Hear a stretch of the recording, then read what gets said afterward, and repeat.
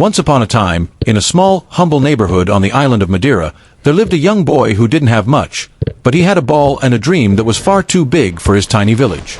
This boy was Cristiano Ronaldo dos Santos Aveiro. He grew up in a home where the roof leaked and money was tight, but every time his feet touched a football, the world around him seemed to disappear. He wasn't just playing, he was practicing for a destiny he had already decided for himself. His mother, Maria Dolores, saw a spark in him that was different from other children. He was nicknamed Crybaby because he would burst into tears if he passed the ball and his friends didn't score. Even then, he couldn't stand the thought of losing. By the age of 12, that fire led him to pack a small bag, say a tearful goodbye to his family, and fly across the ocean to Lisbon. Imagine a young boy, alone in a big city, crying himself to sleep because he missed the smell of his home, yet waking up every morning with the same thought, "I will be the best in the world." The journey wasn't easy. He was skinny, and people doubted if his small frame could handle the grit of professional football. But Cristiano had a secret weapon, his work ethic. While his teammates were sleeping, he was in the gym. While they were resting, he was practicing his footwork in the dark. He knew that talent was a gift, but greatness was a choice. One night, everything changed. A friendly match between Sporting Lisbon and the mighty Manchester United became the stage for a revolution.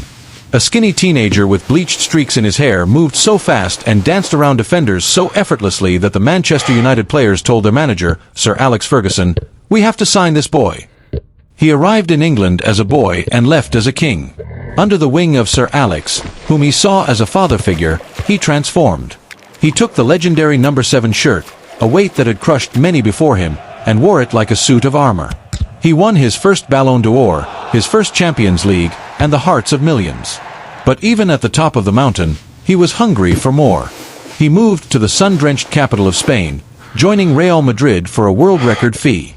This was the era of the Titans. Every weekend was a battle not just against an opponent, but against history itself. He became a goal-scoring machine, a player who seemed to defy the laws of physics.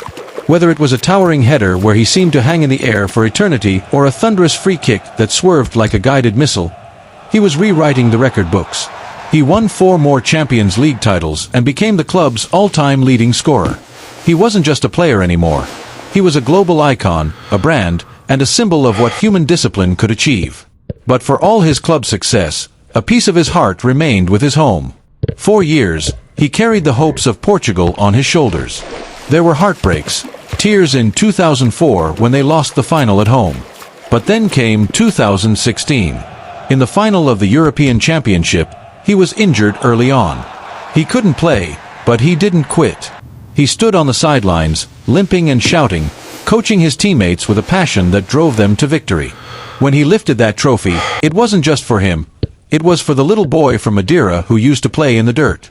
As the years passed, people kept waiting for him to slow down. They said he was too old, that his time was over. He responded by moving to Italy, winning more titles with Juventus, and then making an emotional return to Manchester. Even as he moved to a new chapter in Saudi Arabia, his influence remained unshakable. Ronaldo's story isn't just about football. It's a story about the boy who refused to stay small. It's a story about the man who treated every training session like it was a World Cup final.